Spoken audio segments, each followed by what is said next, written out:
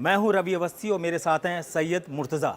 आज हम आपको बहुत ही अलग तरीके से वार के दो मोर्चे ऐसे दिखा रहे हैं जहां पुतिन की और खामनेई की जीत होती हुई साफ नज़र आ रही है।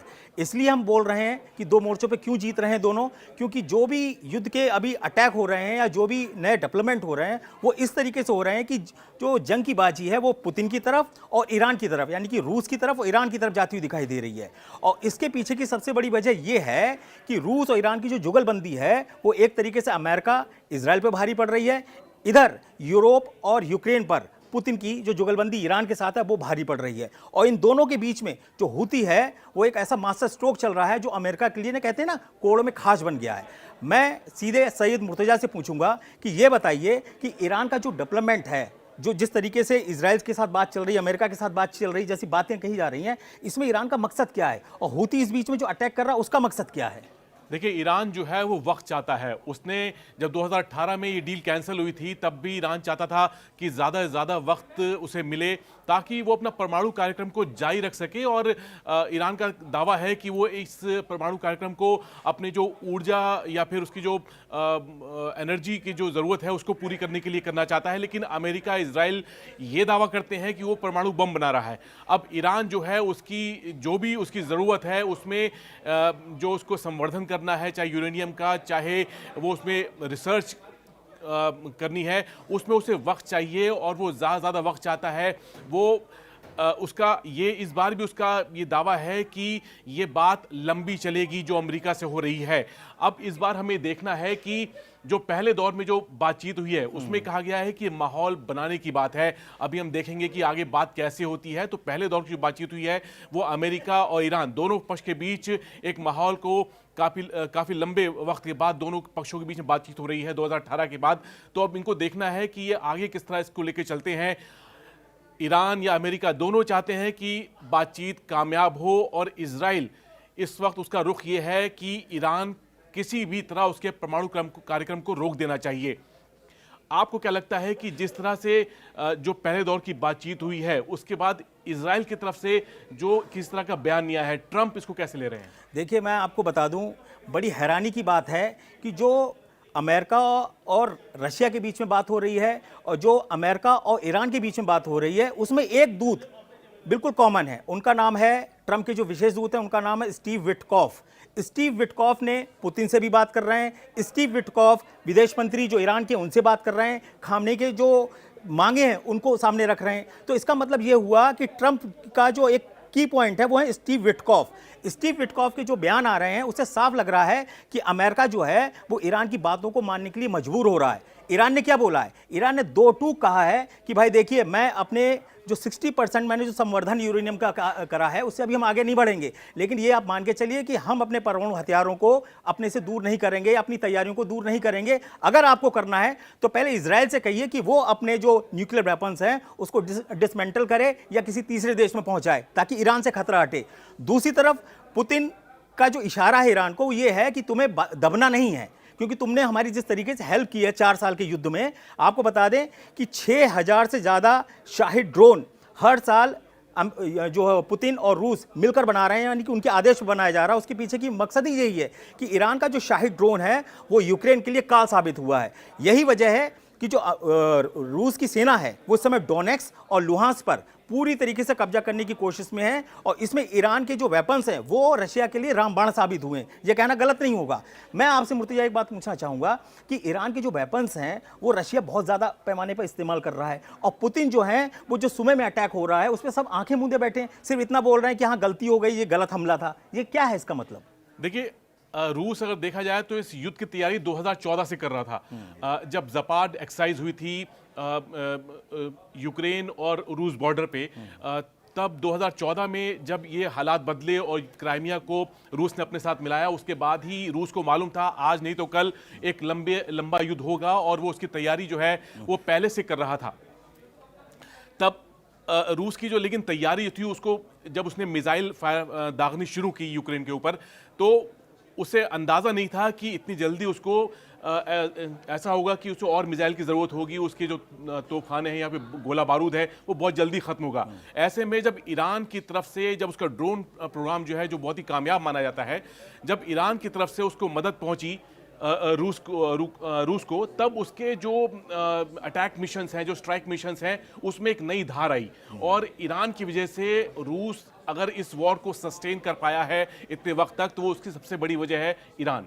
अच्छा, मैं आपको एक चीज़ बहुत क्लियर कट बता दूं, यहाँ पर अभी जो डेवलपमेंट हुआ है उसमें आप ये देखिए, यहाँ पे कौन खड़े हैं? खामनेई, साथ में पुतिन है। अब दोनों की उम्र का आपका मैं एक तजुर्बा बताता हूँ। जंग का एक बहुत बड़ा तजुर्बा होता है। 85 साल के हमारे खामनेई जी हो चुके हैं, अली खामनेई, जो ईरान के सुप्रीम लीडर हैं। साथ में 74 साल के पुतिन हैं, उनके पास जंग का जबरदस्त एक्सपीरियंस है। इधर मेरी तरफ जो खड़े हैं वो 78 साल के ट्रंप खड़े हैं, जिनके साथ 46 साल के जेलेंस्की खड़े हैं, जो अनाड़ी साबित हुए हैं। यानी कि यहाँ पे जंग का जो तजुर्बा है वो सीधे सीधे जमीन पे दिख रहा है।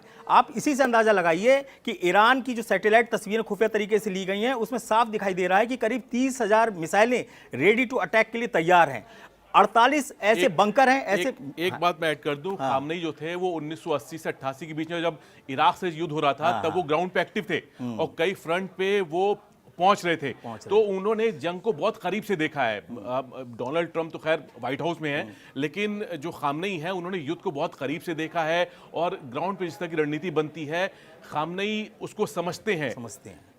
ये बहुत बड़ी बात। अच्छा, एक चीज मैं आपको बता दूं, अभी 25 मार्च को ईरान ने क्या किया था, अपनी मिसाइल सिटी दिखाई। उस मिसाइल सिटी के अंदर दावा किया जा रहा है कि हाइपरसोनिक, बैलिस्टिक और क्रूज मिसाइलें भरी पड़ी हैं। इसमें फत्तह, खुर्रम शहर, ठीक है, शेकेन, इस गदर, इम्माद, ऐसी मिसाइलें हैं ईरान के पास जो इजराइल को तो बड़े आसानी से तबाह कर सकती हैं। लगभग 2200 किलोमीटर तक की रेंज या 1700 से 2000 किलोमीटर तक की रेंज जो है वो ईरान की मिसाइल की हैं। सबसे इंपॉर्टेंट ये है कि ये जो जोड़ी है ईरान और रूस की, वो इतनी हिट क्यों हो रही है? उसका कारण ये है कि पुतिन ने पूरा तरीके से दबाव बना रखा है अमेरिका पे कि आप ईरान के ऊपर वैसा अटैक नहीं करेंगे जिससे उसके वजूद पर ही खतरा पड़ जाए। इधर ट्रंप को कहीं ना कहीं ये संकेत मिल रहे हैं कि अगर हमने ईरान पे बड़ा कोई हमला किया तो पुतिन है वो इस वॉर को पूरे खाड़ी में फैला देंगे। अगर पूरे खाड़ी में ये पूरी तरीके से युद्ध फैल गया तो ये आप मान के चलिए फिर इजराइल का बचना बहुत ही मुश्किल हो जाएगा, वो फंस जाएगा। ये भी बता दें, इजराइल से ज्यादा अमेरिका को खतरा है। हाँ, इजराइल तो उसकी मिसाइल बाद में पहुंचेंगी ईरान की। पहले जो 10-12 अड्डे हैं अमेरिका के, कुवैत में है, कतर में है, सऊदी अरब में है, सबसे पहले तो ईरान वहां पे हमला करेगा। तो जो अगर ये परमाणु कार्यक्रम को लेकर जो बात चल रही है, अगर फेल होती है तो अमेरिका को बहुत बड़ा नुकसान है और सबसे बड़ा फेस लॉस जो है वो ट्रंप को होगा। ट्रंप इस वादे के साथ आए थे कि भाई युद्ध खत्म करा देंगे, यूक्रेन में वो फेल हो गए और अब ईरान के साथ वो बातचीत कर रहे हैं, लेकिन देखते हैं आगे क्या होता है। ये बताइए कि ईरान को इतना मिसाइल, कहते हैं ना मिसाइल मैन है, खामनेई को बोला जाता है कि मिसाइल मैन है। वो हमेशा कहते हैं ना फाइटर जेट से ज्यादा उन्होंने मिसाइलों के ऊपर काम किया है, ड्रोन्स के ऊपर काम किया है। आखिर ये जो ईरान के ड्रोन्स हैं वो इतने ज्यादा कहते हैं ना पॉपुलर क्यों हुए जंग के अंदर? देखिए, ईरान जो है 1979 की जो इस्लामिक क्रांति थी उसके बाद से ईरान में प्रतिबंध लगे हुए हैं और ईरान ने फिर अपनी जो घर में अपनी जो टेक्नोलॉजी तैयार की वो उसने इस तरह तैयार की कि वो बहुत बड़ा महंगा युद्ध नहीं लड़ सकता। वो बहुत बड़े जहाज, बहुत बड़े टैंक या इस तरह से वो युद्ध नहीं लड़ सकता। उसको चाहिए कि वो अपने दुश्मन जो उसके फासले पर हैं, चाहे वो इजराइल है, चाहे वो अमेरिका के अड्डे हैं, वहां तक पहुंच बनाए और उसको सस्ता जरिया हो। इसीलिए आज हम पिछले 5-10 साल से हम ड्रोन की बात सुन रहे हैं, है ना, लेकिन ईरान जो है 1980 के दशक से ड्रोन इस्तेमाल कर रहा है। बिल्कुल, इराक के साथ वो अपना जो ड्रोन था वो उसने तब तैयार कर लिया था और 1980 के दशक के बाद से अगर वो ड्रोन इस्तेमाल कर रहा है तो आप सोचिए कि आज 35 साल बाद उसकी टेक्नोलॉजी क्या होगी। आज बहुत से देश हैं, बड़े बड़े देश हैं, वो उस तरह ड्रोन फोर्स अपनी तैयार नहीं कर पाए हैं जिस तरह ईरान ने की हुई है। और इसी तरह उसकी जो मिसाइल पावर है वो भी उसने पिछले 15 साल के अंदर उसने काफी बेहतर की है। एक चीज मैं आपको और बता दूं, ईरान के संग सबसे अच्छी खासियत ये है कि वो अपने दोस्तों का पूरा आखिरी दम तक साथ देता है। हूथी जो है, यमन के जो हूथी विद्रोही हैं, वो अगर अमेरिका के कहते हैं ना अड्डों पर अटैक कर रहे हैं, युद्धपोतों पर अटैक कर रहे हैं, तो वो सिर्फ ईरान और रशिया की जो मिसाइल है उसके बेस पर कर रहे हैं। हम भले ही कहें कि हूथी के बाद फिलिस्तीन 2 हाइपरसोनिक मिसाइल है जिसने इजराइल के अंदर तक जाके हमले किए हैं, लेकिन ये सब लोग जानते हैं कि मिसाइल का सारा माल जो है या कहते हैं सारी जो सपोर्ट है वो ईरान देता है। और ईरान किसके कहने पर देता है? अली खामनेई के कहने पर देता है, क्योंकि अच्छे तरीके से हूथी जानता है कि अगर ईरान हमारे पीछे से हट गया तो हूथी को सफाया करने में जरा भी देर नहीं लगेगी। क्योंकि आपको बता दें आज करीब 10 एयर स्ट्राइक बोली गई हैं कि अमेरिका ने की हैं सना के अंदर, यानी कि यमन की राजधानी जो सना है वहां पर 10 स्ट्राइक मानी गई कि अमेरिका की तरफ से की गई हैं। लेकिन पूरी तरीके से अमेरिका इस स्ट्राइक को क्लेम ही नहीं कर रहा है। क्यों नहीं कर रहा है? उसके पीछे की वजह यही है कि वो नहीं चाहता है कि खाड़ी के अंदर इस तरीके का कोई गदर मचे कि ईरान की 1 लाख मिसाइलें अगर आ गई मैदान के अंदर तो उससे बचना ना इजराइल के बस की बात है, ना अमेरिकी युद्धपोतों के बस की बात है। और अगर रही सही कसर पूरी कर सकते हैं पुतिन, क्योंकि पुतिन को भी पता है कि अगर मैंने अपनी पूरी तरीके से मिसाइलों को उस पर आगे की तरफ बढ़ा दिया तो फिर 2 मोर्चों पे लड़ ही नहीं पाएंगे। तो यहां पे बहुत ही क्लियर कट है कि 2 मोर्चों पर अमेरिका, इजराइल और यूक्रेन हार रहे हैं, और 2 मोर्चों पर जीत कौन रहा है? खामनेई और पुतिन। यह कहा जा सकता है क्योंकि जो जंग की बाजी दिख रही है वो पुतिन और खामनेई की तरफ दिखाई दे रही है। इसीलिए लोग कह रहे हैं कि आखिर ऐसी क्या वजह है कि ईरान पे वैसा अटैक ही नहीं कर रहे हैं। आप ये मान के चलिए पिछले 10 से 15 दिनों से 6 बॉम्बर्स डियो गार्जिया हवाई अड्डे पर खड़े हुए हैं। नौसैनिक अड्डा है जिसमें ब्रिटेन की भी साझेदारी है, उड़ने की हिम्मत नहीं जुटा पा रहे हैं। मैं आपसे पूछूंगा, आपने उस दिन बताया था कि सैटेलाइट की जो तस्वीरें आई हैं उसमें वो खड़े हुए हैं, उनके अंदर बॉम्ब्स भी अभी सही से नहीं लगाए हैं। आखिर ऐसा वो उस बम को दिखाना क्या चाह रहे हैं? देखिए, 6 बॉम्बर्स को अगर वो डियोगो गार्सिया में लाया है तो अमेरिका कुछ गंभीरता के साथ लाया होगा। अमेरिका के सामने इस टाइम जो हिंद महासागर में 2 दुश्मन हैं, एक है यमन और एक है ईरान। इन 6 बॉम्बर्स को लाने के पीछे उसकी रणनीति ये भी है कि वो दिखाना चाहता है ईरान को कि परमाणु कार्यक्रम को लेकर वो अगर बातचीत कर रहा है तो उसके पीछे अगर वो ऐसी बातचीत फेल होती है तो वो आगे क्या कर सकता है। और साथ में यमन में उसने जो अमेरिका है उसने पिछले 19 महीने में, जब से ये गाजा का युद्ध शुरू हुआ है तब से उसने 19 महीने में 19 अपने MQ-9 जो ड्रोन है वो खो दिए हैं। अब यमन में हूथी के पास ऐसा एयर डिफेंस सिस्टम है जो अमेरिका के सबसे बेहतरीन ड्रोन को गिरा रहा है और हर महीने एक ड्रोन गिरा रहा है अगर हम औसत के तौर पे देखें तो। अगर अमेरिका का सबसे बेहतरीन ड्रोन जो है, जो हजारों फीट की ऊंचाई पे उड़ता है, अगर वो उसे आराम से मार दे रहा है तो इसका मतलब कि उसका जो एयर डिफेंस है वो बेहतर है। इसीलिए अमेरिका चाहता है कि वो कुछ ऐसे जहाज वहां पे लाए जो उसके रडार के पकड़ में ना आए। यही वजह है कि B-2 बॉम्बर जो है वो डियोगो गार्सिया में है और यहां से वो एक स्ट्राइक कर भी चुके हैं। अच्छा, मैं एक चीज़ आपको और बता दूं, मुर्तजा जी ने बहुत अच्छा तरीके से बताया कि B-2 बॉम्बर्स अभी क्यों नहीं उड़ रहे हैं, उसके पीछे की क्या स्ट्रेटेजी है। लेकिन एक चीज़ आपको बताएं, सबसे पहले ईरान की जो सपोर्ट रूस को मिल रही है उसका सबसे अच्छा फायदा ये मिल रहा है कि रूस जो है वो बहुत तेजी से कम 4 प्रांत जो हैं, खार्किव, खेरसॉन, डोनेट्स्क और लुहांस्क, इनको जीतने के करीब पहुंच चुका है। ज़ैपोरिज़िया का तो लगभग बता रहे हैं कि 90% इलाका जो है वो रूस के कब्जे में आ चुका है। आपको बता दूं, ओरेक्स इंटेलिजेंस की एक रिपोर्ट आई है, उसमें बहुत ही अच्छे तरीके से बताया गया है कि कैसे शाहिद 136B, एक ऐसा ड्रोन जो बिल्कुल लेटेस्ट है ईरान का, वो रशिया पहुंच चुका है और उससे अटैक भी शुरू हो गए। और इधर देखिए, बड़े तामझाम के साथ जेलेस्की ने पीकू एक ड्रोन लॉन्च किया था जिसके बारे में बताया गया था कि ये जेट की रफ्तार से अटैक करता है। वो सब फेल हुए हैं। हाँ, ये जरूर है कि रूस के एंगल्स एयरफील्ड के ऊपर एक अटैक हुआ था जिसमें 96 बैलिस्टिक मिसाइलें रशिया की तबाह हुई थी और जिसका एक मशरूम बना था, कहते हैं ना एटम बॉम्ब की तरह। लेकिन उसके बाद से जिस तरीके से पुतिन के अटैक बढ़े हैं यूक्रेन के अंदर, उसने सारी सीमाएं तोड़ दी हैं। इसीलिए मैं मुर्तज़ा से पूछना चाहूंगा कि ये जो 4 प्रांत हैं इस पे कब्जा करने के बाद पुतिन का अगला टारगेट है क्या, उनका मकसद क्या है? पुतिन का मकसद है कि वो जितना साउथ का यूक्रेन है वो हिस्सा अपने कब्जे में ले लें। वो काला सागर का जो इलाका है, जो ओडेसा तक, वो चाहते हैं कि हमारी पहुंच हो। और यही वजह है कि रूस जो है वो क्राइमिया तक एक हाईवे बनाना चाहता था, लेकिन वो खेरसोन से गुजर रहा है और उसको लगता है वो जगह अब भी सेफ नहीं है क्योंकि वहां पे युद्ध चल रहा है। तो रूस चाहता है कि जो उसकी रसद है क्राइमिया तक या उसकी जो और चीजें हैं वो उस हाईवे के जरिए आराम से पहुंचे। लेकिन खेरसोन ऐसा इलाका है अब भी जहां पे युद्ध जो है बहुत तेज चल रहा है। एक अभी आप शाहिद 136B की बात कर रहे थे।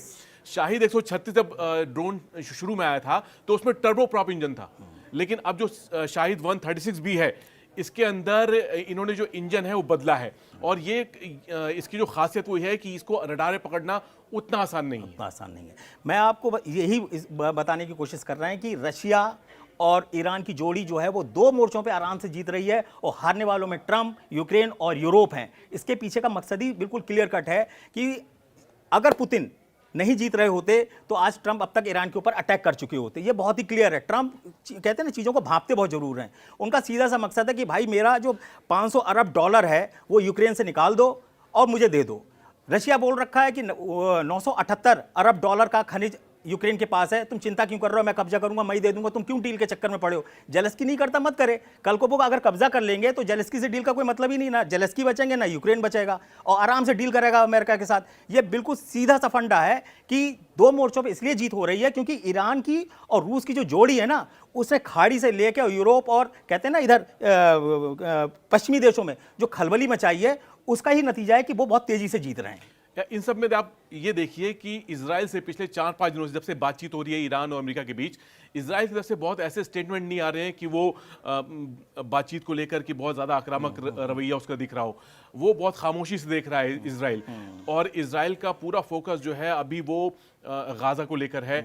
उसने ईरान को एक तरह से अमेरिका पे छोड़ दिया है अपनी शर्तों के साथ। जो बेंयामिन नेतन्याहू जो हैं वो जाके जब व्हाइट हाउस में मिले थे ट्रम्प से, तो उन्होंने अपनी बातें सारी रखी थी वो क्या चाहते हैं। तो ट्रम्प को भी देखना है कि क्या वो इजराइल की लाइन पे चलकर क्या वो ईरान से किस तरह का समझौता कर पाते हैं, क्या परमाणु कार्यक्रम पे कोई ब्रेक लग पाती है, ये देखना जरूरी है। मैं आपको बता दूं, अब हम इस वार्तालाप को समाप्त कर रहे हैं, लेकिन याद रखिएगा आप लोग अगले 48 घंटे तक ट्रंप के विशेष दूत स्टीव विटकॉफ पे नजर रखिएगा। वही ईरान से बात कर रहे हैं, वही रशिया से बात कर रहे हैं, और वही सारा खेल समझे हुए हैं कि कहां कैसे क्या होने वाला है। लेकिन इतना तय है कि दो मोर्चों पर रूस ईरान की जीत तय है, और बाकी लोग सरेंडर करेंगे या समझौता करेंगे।